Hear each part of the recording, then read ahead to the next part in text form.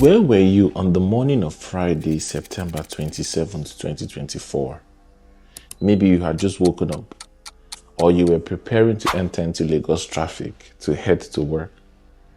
I bet it was just your typical Friday morning, was it?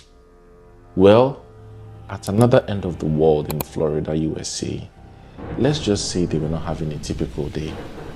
On that same Friday morning, there was a family called the Ashbys sitting down to what seemed like a normal breakfast. The sky was heavy with ominous clouds, but nothing could prepare them for what would happen next. Just as Rod poured himself another cup of coffee, a deafening roar filled the air. It wasn't just rain. This was something else, something much more worse and sinister. Without warning, a hurricane hit with ferocious speed as if the world outside had suddenly turned into a violent beast.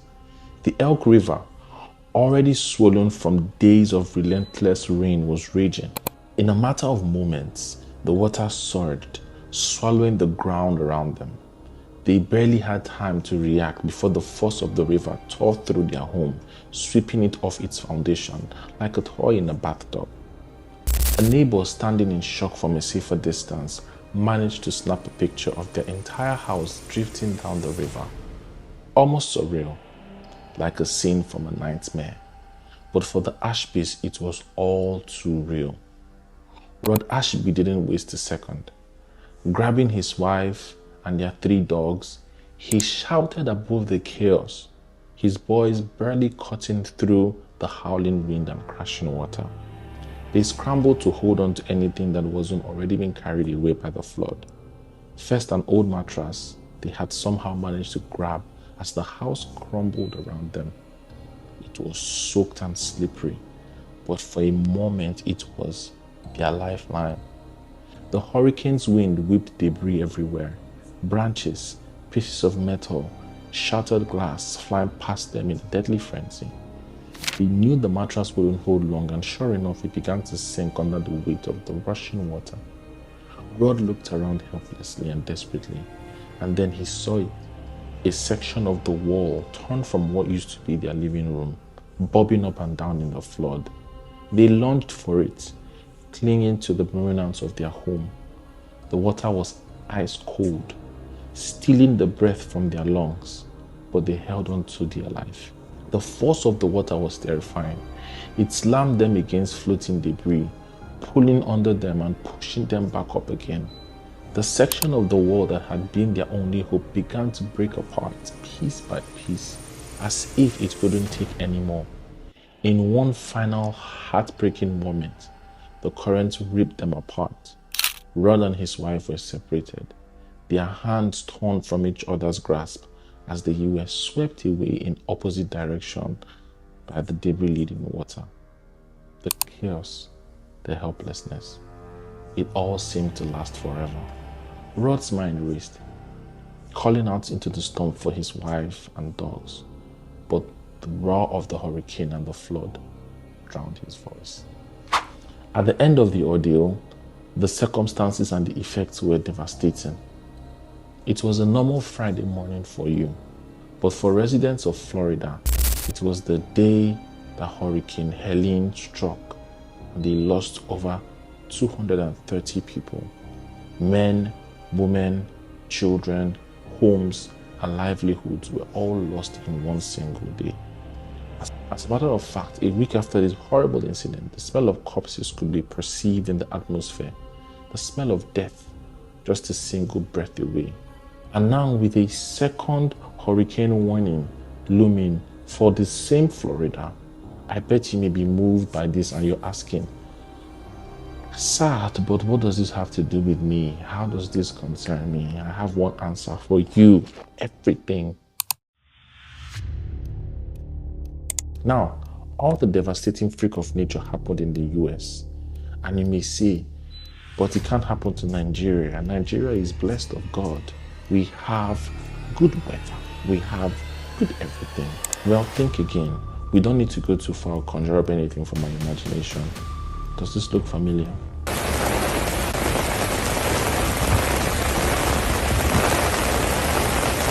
The truth is, Lagos is more prone to flooding than you think. Already, people's homes and livelihoods have been displaced in the past. So how did we get ourselves to this mess?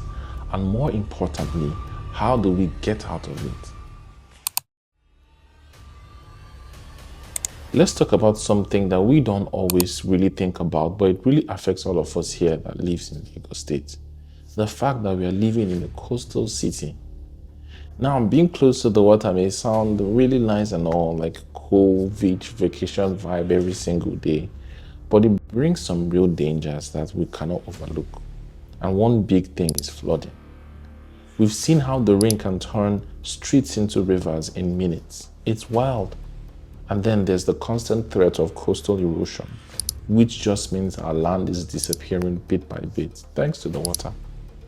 Now let's look at how developers are making things worse. You know, the Koyis, the Banana Islands, all those high-end areas we probably hear about. They are built on water basins, practically. And most of these places are meant to naturally hold water.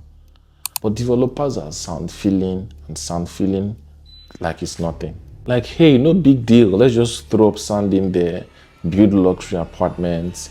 It sounds crazy, but that's exactly what is happening.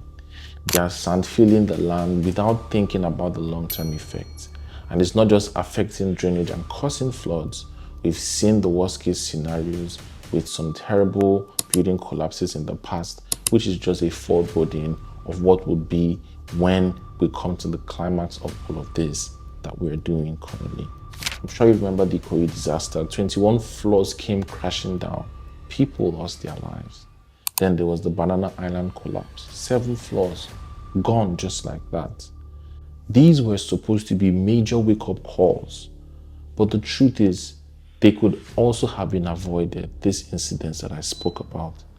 These developments that cause these problems are often illegal or don't follow proper planning and building regulations. And that's where things get really, really dangerous. When you start messing with nature like that, building on unstable land, cutting corners, it's like playing with fire, or in this case, playing with water, literally. So what's the deal with the Lagos Master Plan? You know, the plan is supposed to make the city developers develop properties safely and properly. A lot of the areas that are being built up now, especially in some high-end places, were never part of the original master plan. These places were basically waterlogged areas or areas not meant for heavy development and supposed to be for conservation. But here we are, fancy buildings popping up everywhere, and the question is, where is this master plan now? Has anyone seen it? Is the master plan in the room with us? It makes you wonder, doesn't it? We're building and building and building, but are we thinking about the future? Are we thinking about sustainability? I think we're only thinking about resilience, building resilient structures to withstand flooding, to withstand the water. What about our safety in the long term? The truth is we need to start paying attention before nature forces us to. And it will be a madman that will start to prepare for emergency when you're experiencing it. We need to start preparing before. Because let's face it, when the water decides to take back what it has, we'll be in big soup, trouble, to put it lightly. Let's face it, Lagos real estate is one of the biggest investments you can ever make. But here's the thing, where you buy is just as important as what you buy. After all, real estate is about location, location, location. But with the growing risk of flooding, especially in those areas facing the lagoon and the Atlantic, you've got to be smart and strategic about your investment. Not every place that looks fancy or offers a waterfront view is safe. In fact, some of those waterfront estates are more of a ticking time bomb than a solid investment. And this is not me saying don't invest in waterfront properties, but I'm saying be more conscientious about where you're buying, considering Lagos is a coastal city and considering the risk of flooding and considering that many developers are not even following sustainable guidelines to building. So where should you be actually looking to buy? Well, more planned estates are the way to go. They are not just more organized, but they are also usually located in safer, non-flood prone areas. Take Macares, for instance, a very, very beautiful masterpiece, modern and built with long-term sustainability in mind. They put thought into the drainage, they put thought into every single bit of the estate, and I think that will be the way to go forward. Then there's Alaro City, which is part of the larger Lekki Free Trade Zone, offering well-planned infrastructure with minimal risk of flooding. AROP, a global organization, designed the infrastructure master plan and the engineering designs for the infrastructure works, including drainage, utilities, pavings, and the roads. The city is modeled into two major zones, the industrial zone and the commercial and residential zone, created so future communities can work, live, and play all within the development. The infrastructure is designed to enhance the livability of the city by reducing flood risk and the heat island effect through the creation of green spaces. Following the site's terrain and its natural topography, the master plan by Skidmore, Owens and Merrill in collaboration with city planner based in Lagos was designed to accommodate a major drainage system in response to Lagos' vulnerability to flooding.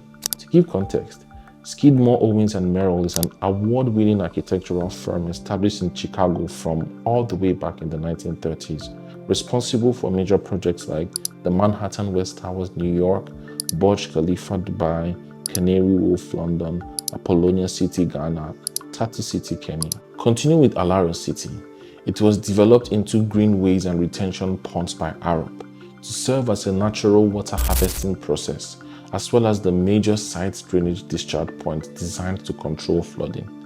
This sustainable urban drainage system will create green corridors throughout the site and provide retention space for residents. A sustainable urban drainage system was also designed in Alaro City for the road's main drainage channel.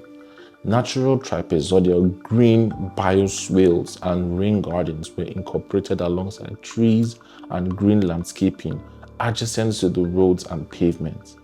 This green infrastructure will absorb water and are cost-effective compared to typical reinforced concrete channels. Like I said, this is the future, and you can read more about sustainable urban drainages. They are a really, really big thing. Projects, PhDs, theses are done around it, and they're a cost-effective, green, natural way to control drainage. And all of these you have being incorporated in Alaro City as the future and the way to go. And the reason why I am recommending estates like Alaro City, Macares that I mentioned, is that these estates are developed with actual foresight and proper drainage systems, unlike places where they just throw up buildings without thinking. There was a heartbreaking, so funny, and frankly sad video that I saw that a popular social commentator went to Lekki and then he kept on shouting, "This is Lekki." People could not even go into their houses. And what sense does it make spending hundreds of millions, even running to billions, and in the rainy season you can't even get into your house? To me, it frankly doesn't compute. You might be wondering, isn't Waterfront supposed to be luxurious? This is not me making a case against Waterfront. Like I said, it's all about planning. The well-planned estate with a specific plan for drainage. And the thing about it is that even though that estate has a specific plan for drainage, what about their neighbors? For instance, I live in a particular estate. I would not like to call the place. The entire estate had a good drainage plan. But when you come out of the estate, literally when you come out of the estate, the water is going to the road. And the other people that are there do not have a good drainage plan. So you're literally coming out of your estate to meet the water. And then you literally have to swim in it. I mean, literally, you're whether by water or you're using a car. And the bottom line is this. If you're looking to buy property in any area in Lagos, think about it long term. Stick to areas that are well planned, not on the front lines of coastal risk or irresponsible planning. Trust me, waking up to a flooded house or a collapsed building isn't the kind of luxury you want to spend your hard-earned money on. Need help finding properties in safer, well-planned areas other than the ones I've mentioned? don't hesitate to contact us. We've got access to some of the more and the most secure areas in Lagos State. I will help you to make a solid, literally solid investment without the risk of being washed away the next rainy season, because I think Lagosians tend to forget after every single rainy season and wait for the next tragedy. But don't let that be your case. Thanks so much for watching. Kindly like, kindly share, kindly subscribe. I also want to use this opportunity to plug in our event that we're having in Canada on the 26th of this month. It's an exchange program. We're having mortgage brokers, we're having realtors, we're having investment experts, we're having homeowners come to speak, and I'll also be speaking on the benefits of investing back in Nigeria. And we're going to be finding the middle ground.